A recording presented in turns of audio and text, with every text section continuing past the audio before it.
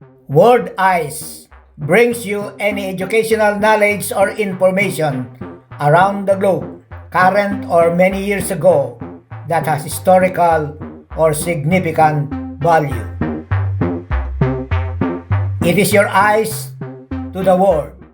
Chicago, during the Roaring Twenties, was an exciting place to be. There's a lot of fun, lots of entertainment, saloons, cabaret, warehouses, alcohol, gambling, as well as great music. There's a lot of crimes too, beatings, assault, drugs, violence, and murders. But there's one guy who towers above all, Al Capone. Many of you already knew Al Capone, of course, that he was thrown in jail for not paying his taxes and not for all the illegal activities he had been involved with. But did you know that he was the first ever public enemy number one of the US because of the violence, murders, prostitution, protection racket, gambling, smuggling, and bootlegging he had been involved with during the Prohibition era? Every time the law caught up on him and charges filed, he got away with them as charges were dismissed one way or the other. What nailed him was for tax evasion. A public enemy number one for tax evasion? How did it happen? Let us revisit history one more time. Please hit the subscribe button and the bell notification as well if you haven't done so. Thank you.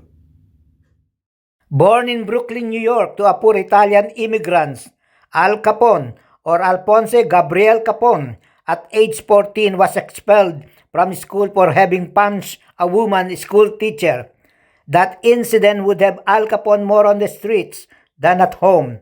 The street became his school for getting into a life of criminal activity. Soon, Al Capone found himself doing all kinds of jobs, working in a candy store, bowling alley, in bars and brothels. He would learn extortions, protection rackets, and survival. At 20, he joined Johnny Torrio in Chicago to help run a giant brothel business under Chicago's crime boss, Big Jim Colosimo. It was in the business of prostitution that he could have had contracted the syphilis disease. Frankie Yale requested Torrio to take Al Capone out of New York after he had been slashed 3 times in the face by the brother of a woman he insulted in the doorway of a saloon, thus earning him another aliases as Scarface Al. During Jim Colosimo's reign as big boss of prostitutions and other illegal activities, brothels and gambling dens spread in Chicago, Torrio wanted Colosimo to expand the warehouse business to the suburbs and to indulge selling alcohol with the effectivity of the Prohibition. Torrio saw massive profits from it, but Colosimo was not entirely sold on Torrio's idea. Torrio asked Frankie in New York, an experienced hitman, to join him in Chicago, and soon, a year after the arrival of Al and Frankie, Colosimo was dead in his restaurant. Torrio took over. Rival gangs took advantage of the situation. Al Capone would survive an assassination attempt while dining in his headquarters with his men, where they were peppered with about 200 bullets. Soon Torrio would experience similar incident. Barely coming out alive from the assassination attempt, Torrio decided to lay low, handed the empire to Al Capone, who was only 26 then at that time. What followed would be an expansion of the outfit's illegal activities, from smuggling of alcohol from Canada to Chicago, to bootlegging of beer and liquor, to loan sharking, protection services, trafficking of drugs and prostitution that would net Al Capone tremendous income.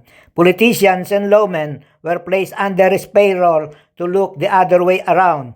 Establishments that refused to sell booze were either intimidated or blown up.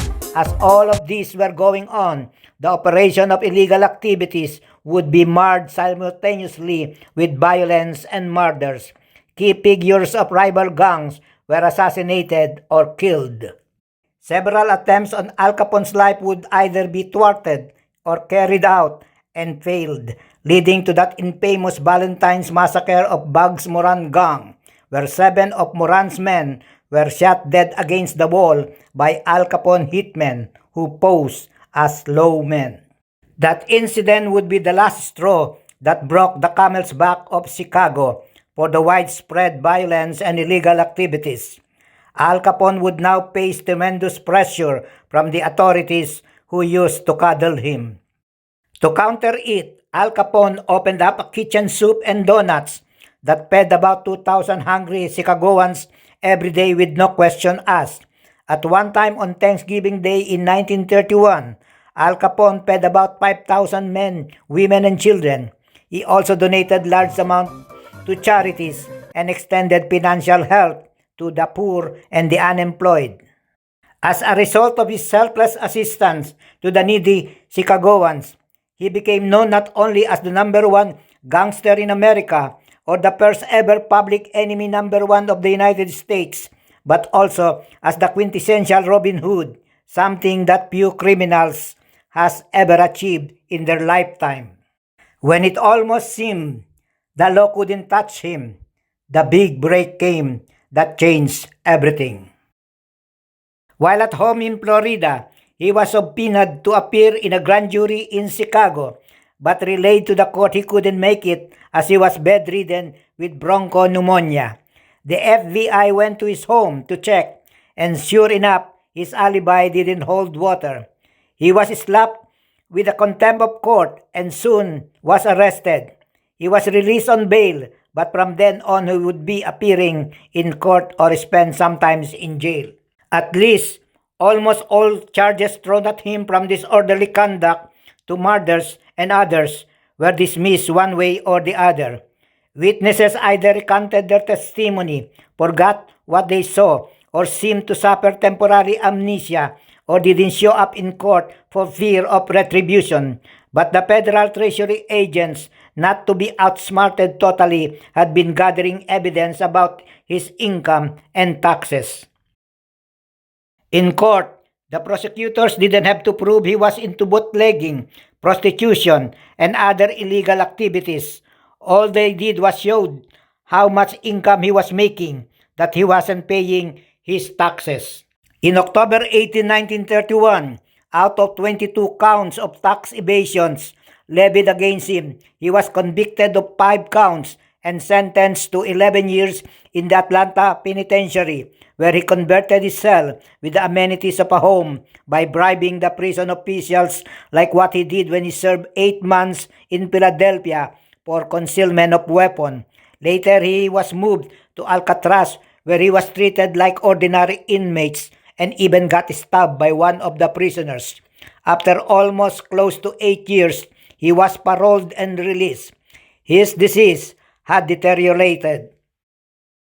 During the late stages of his syphilis disease, known as paresis, he developed the mentality of a 12-year-old child that when he came out from Alcatraz, he cannot remember anymore where he kept all his money, believed to be almost $100 million. He died in 1947 at a young age of 48 from cardiac arrest at his home in Miami, Florida. The Chicagoans remember his almost 7-year reign as crime boss of the Chicago outfit during the Roaring Twenties. Whether it was good or bad depends on how one looks at it or benefits from it or not. What is sure, Chicago remembers Al Capone.